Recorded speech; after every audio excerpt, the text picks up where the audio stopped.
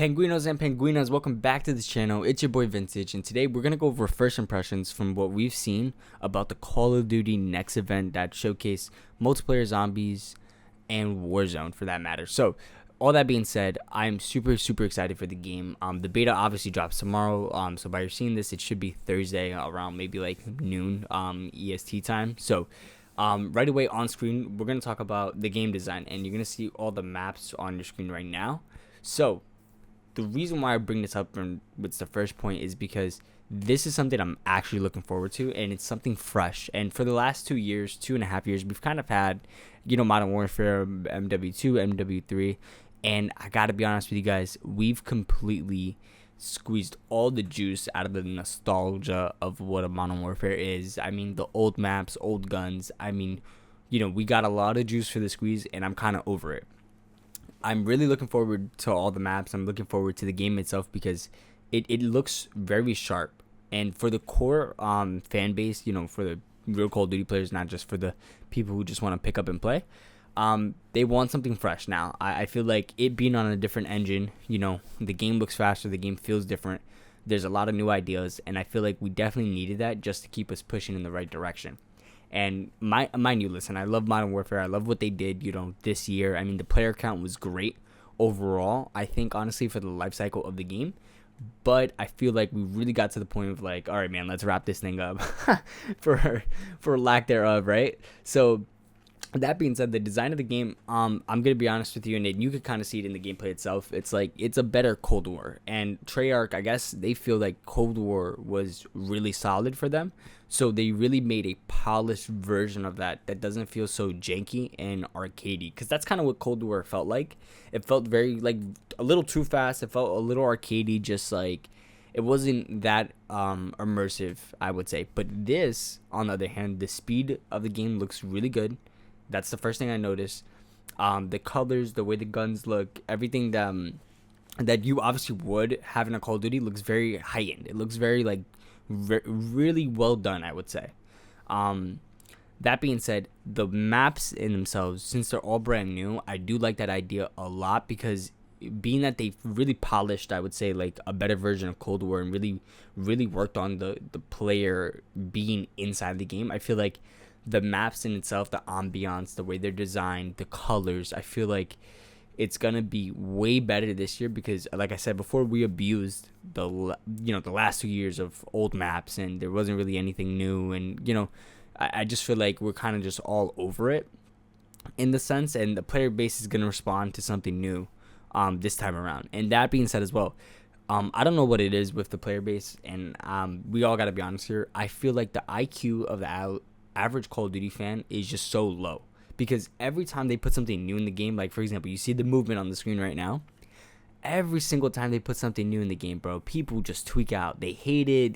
There's this and that about it. Like MW3 had so many great new ideas, and brother, did the community not respond well at all. But the player base was still high. I mean, player count wise, but that's neither here or there. But I'm telling you, man, I feel like the acceptance rating of new things has to be worked on by the community for sure. Okay, so moving into the second talking point is player mobility and the omni movement and the immersion of the game itself. And I know I talked about being the game being immersive for a little second in the first talking point, but I have to be honest with you. This is one of their biggest selling features this year, omni movement. And we kind of all knew that, movement was going to be huge within the next 2-3 Call of Duties, and then they're just going to revert it to boots on the ground again. I mean, it is what it is. That's just kind of how they do their marketing campaigns from their, plans for the long term. But that being said, the omni movement looks super clean, and it looks like it's really well done. Like, I gotta be honest with you, this doesn't look like something that like it was patchwork. Like, okay, we want to add a new design to the game, and it's it's kind of boof. No, this looks absolutely sick. Seeing people like Shotzi play, seeing methods, seeing all the goats run around the map and just slide around, dive around. I mean, this looks absolutely great, and it's gonna add a huge skill gap to the game.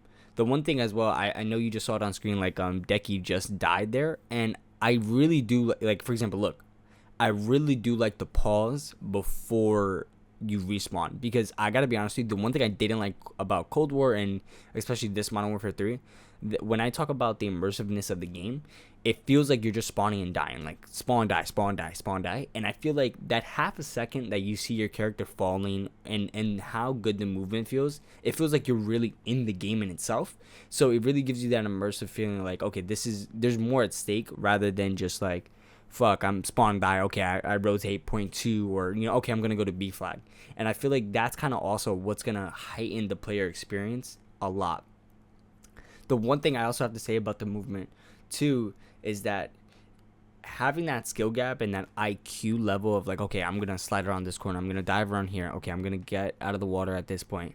I feel like all of that is really gonna add to the layers of what SBMM really does mean for Call of Duty. And I say that because having skill gaps in games is important. Obviously you want to separate the best from the good, and the good from the mediocre, and the mediocre from the bad, because having layers in games and having everyone interact in a, co-experience is very important. But this Omni movement and this main feature selling point, I feel like having those layers is going to be so important in filters. I mean, I'm excited to see how they do the math and the science behind of how do you have, SBMM play a point in, I would say, movement, but we'll see how that goes, right?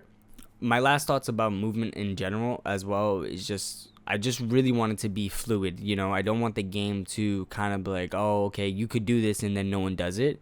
I do see people using it in the new Call of Duty Next, event. I see people using it, but we don't know if that's something that they're using because it's new and it's just exciting, or this is something that's going to be carried on as like a habit. Because the thing is, with a Call of Duty game, like, you have to build that habit of movement, and that's something that obviously kids nowadays want to be like movement gods, but they have to practice that, and the average Call of Duty player does not want to practice. They just want to hop on, play with their friends, and get off the game.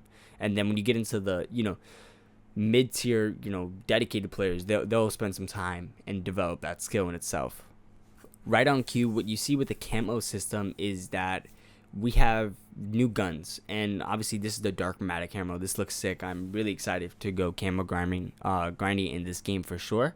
But I would say, based off of my first impressions, I'm super excited to play with them because the bullets look like they can hit, and the guns, they sound really good when they shoot. And I say all that because in Modern Warfare 3 right now, all the weapons, more or less, they kind of sound the same. They kind of don't sound the same, but you know you're hitting your shots, but at the same time, it doesn't really feel like that. When I talk about that immersion, you really want to feel like you're hitting your shots, and not that you could just see the bullet going at the person.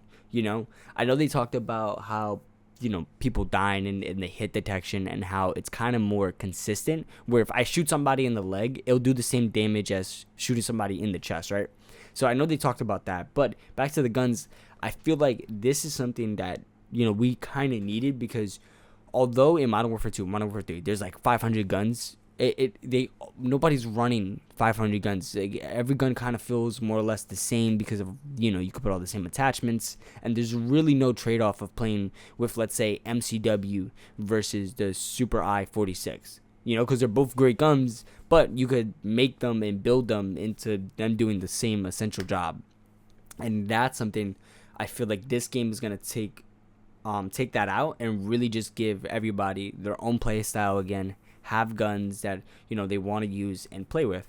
And that's something that we kind of needed as a player base, because although, like, I love there being so many options, I feel like we kind of got overwhelmed, and the average Call of Duty player just has no idea what to do. When I play with my friends, they always have this joke that I have like a PhD in Call of Duty, because I just know so much about the game and know so much about every gun.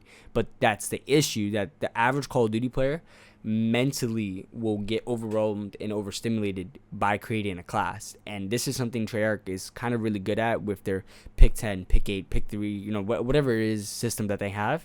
They're really, really good at that. So I feel like the average Call of Duty player, this is going to be a more enjoyable experience gun-wise.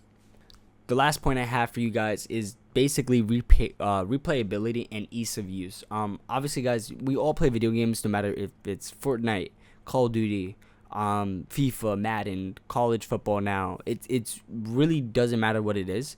The main important thing about video games is that they're replayable. That you're not gonna hop off the hop on the game and have like this overwhelming anxiety of things sometimes.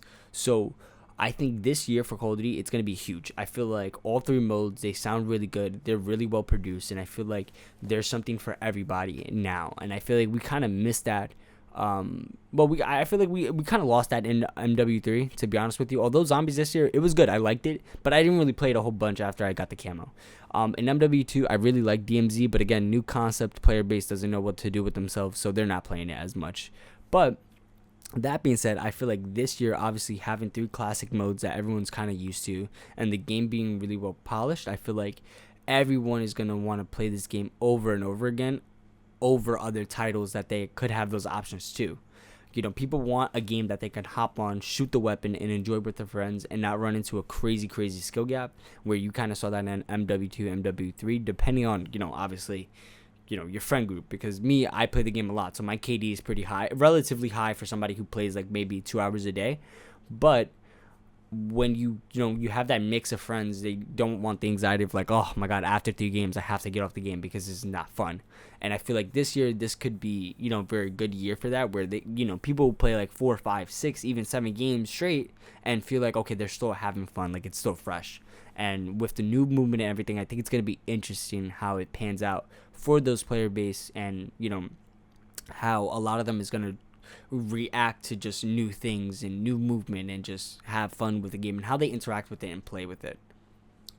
The multiplayer grind and the zombies grind, it's going to be exciting for sure. I think it's going to add a lot of deepness to the game that we kind of needed. I feel like this year with MW3, the camos were relatively easy to get, but I feel like now, obviously we don't know the challenges, but I feel like now with the movement, the new maps, I feel like it's going to add a level of depth that we've sort of been lacking, although like old things and nostalgia is great and all, but I feel like new things are kind of what people thrive for and live for. And also, one thing I want to talk about too, I know this is a really big idea, but a lot of people say, oh, they should just make one Call of Duty and update it constantly, right? It's sort of like Call of Duty Mobile, because that's essentially what Call of Duty Mobile is, right? It's just one Call of Duty game, and they update it constantly with new weapons, new skins, and everything, kind of like Fortnite.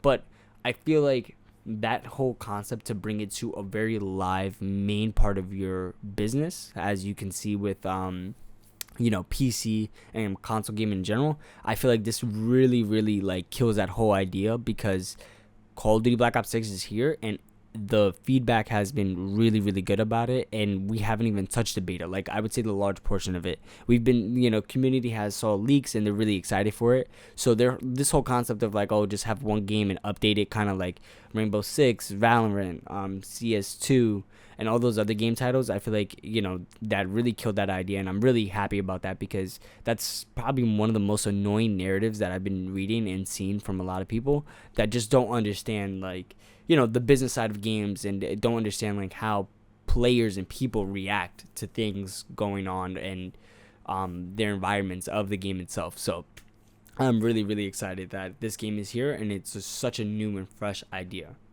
All in all, guys, I do think it's going to be an epic game moving forward. I'm super excited for Friday. I'm super excited for the last 8, 7, 9 weeks that we have until full release day. Let me know what you guys think about it in the comments below. I'm super excited for it. I'm excited to stream tomorrow. I'm definitely going to be on as soon as it drops. So I believe it's going to drop 1 p.m. Eastern time, my time. So I'm definitely going to be live and, on YouTube the whole day, basically, just watching gameplay, just seeing what's working, seeing what's not. So I'm super excited for that. As always, guys, much love and many thanks. And always remember, stay true, stay you, and stay frosty. I'll see you guys in the next one.